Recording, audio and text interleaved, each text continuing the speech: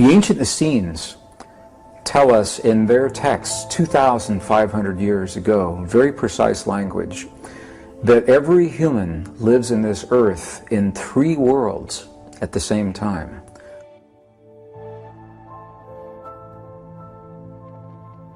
We live in the world of thought, the world of feeling, and the world of emotion. And their texts actually say to us, when these 3 become one, when the thought and the feeling and the emotion are merged, are married together into a single potent force, then when you say to the mountain, move, the mountain will move. Now, I used to believe that this was a metaphor. And now I have seen in the monasteries of Tibet, and I've seen with the holy and the sacred people in Bolivia and Peru, in the native traditions of the desert Southwest, in the medicineless hospitals in Beijing, China, this is not a metaphor. It is a literal fact. When thought, feeling, and emotion become one, we literally can change the stuff our world is made of. We can rearrange the atoms of matter through the belief waves that emanate from our heart.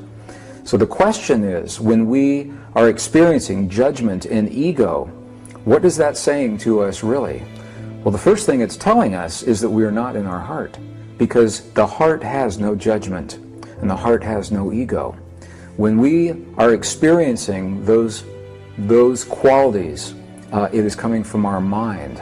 It's coming from our inner child. It's coming from our fear, from our families, our perceptions, our conditioning. It's not coming from our heart. When something hurts us in life, when something crosses our path that causes us pain, our first reaction is to move away from it, to say, I don't want that. And that is when the judgment comes in. If we can embrace the experiences when someone or an experience hurts us in life, not that we like the experience or we want to have it again, but the ancients say that we should bless the experience. And this sounds very strange, to bless the things that hurt you. But here's what happens. When we begin to bless the things that cause us the pain, the blessing is simply the acknowledgement. When you say, I bless the person who has just been dishonest with me. I bless the person who has violated my trust, betrayed my confidence. And you say that again and again, and you say it out loud. What begins to happen is the verbal expression brings the physical energy up from the heart into the body. And soon your body becomes warm and you have tears in your eyes and you say, I bless this person, I bless this person. And it is the blessing that relieves the charge of the judgment for just a moment. And that's all we need. Because for just a moment, when the charge is relieved, we can replace the hurt with something else. And the ancients say that that something else is what we call beauty. Beauty is a powerful force in our world, and it already exists everywhere. The ancient Essenes and the Native Americans alike, they say that beauty is already everywhere in everything. Our job is to find that beauty, to seek it out. So rather than judging the experiences when they come to us, if we can look at each experience as a blessing, and when we find ourselves hurt, say, again, yes, I feel hurt, so acknowledge it first. Secondly, what is this hurt saying to me? What voice am I hearing? What does it tell me about my life? And bless the hurt now that is giving us information about ourselves. As we begin that experience, it is much easier then for our thoughts, feelings, and emotions to become one so that we can move that mountain when it comes across our path.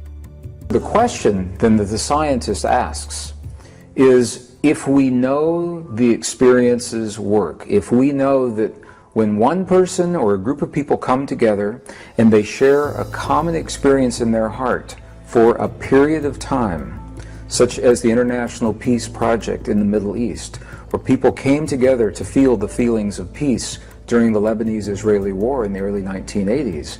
During the time they created those feelings, statistically, terrorist activities dropped to zero, crimes against people declined, emergency hospital room visits declined, traffic accidents declined. And so the scientists ask, if this prayer is so powerful, then why didn't it last?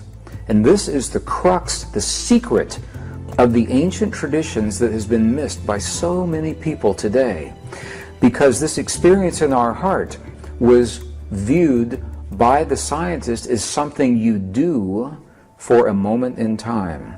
So you go about your daily life, and at a certain time you stop your daily life and you do this heart experience, this prayer, and when the prayer is over, you stop the prayer and go back to your life. And the crux of our most cherished, sacred, and ancient traditions is very clear that this experience of the heart is not something that we do. It is something that we become. It is something that we live in our lives. Life becomes the prayer. Every moment of every day is the prayer. And because this modality of prayer, it's called the lost mode of prayer, feeling-based prayer, because the prayer is based in a feeling, and we can have a feeling all the time. We can have a feeling in our cars, driving on the highway. We can have a feeling in the office, in the school, with our families, alone in the park. We can always have a feeling, and that means we can always be in prayer. But it's not something that we do in a moment. It's a way of living. It's a way of life. It's something that we become. And when we do that, the prayer never ends. And that is the secret to maintaining the powerful effects that are documented by science and that the ancient texts and the Essenes tell us are possible in our lives. If I had the opportunity, if I came to this world from another world, and I could ask one question of myself in this lifetime, based on what I knew here that I couldn't find in that other world, I would ask the question, what is the one thing that we have in this world that would wake us up and remind us that we're a family and that we are more than the differences that have separated us in the past, and that we're too precious to kill ourselves in war? What is the one thing that could be awakened in this lifetime and shared with every human on the face of the earth that would remind them of that truth? Because I believe it is a truth. That's what I would ask. The principle of resonance is perhaps one of the most powerful principles in nature, because it allows tremendous change to happen very quickly with a very few people in the kinds of things that we're talking about now. And the reason is because if those few people learn the language of resonance with the divine matrix, with the field, if they choose peace and healing in their bodies, and they find that they can convey that in the divine matrix, the focused power of knowing the language is stronger than the chaotic power of not understanding the language. So many people in chaos is what we see in our cities right now. A very few people focused that understand the language may transcend. I'm not going to say that they overpower or that they win. I'll say that they transcend. They're no longer locked into the negativity from those other people, and it's because of the principle of resonance. When we say the practice for many people in the West, again, it sounds like something that we do sometimes. And the key to all of the traditions is that it becomes a way of life rather than something that we do sometimes. Our conditioning in the West is that our spiritual practice is something that we do at the end of the day when the children are fed and the bills are paid and the dishes are done and the clothes are clean and the lunches are prepared for the next day, and then we go into a room and close the door and turn on the music and light the incense and burn a candle, and by then it's 2 o'clock in the morning and we're too tired to do anything, and we take a deep breath and say a mantra and go to bed.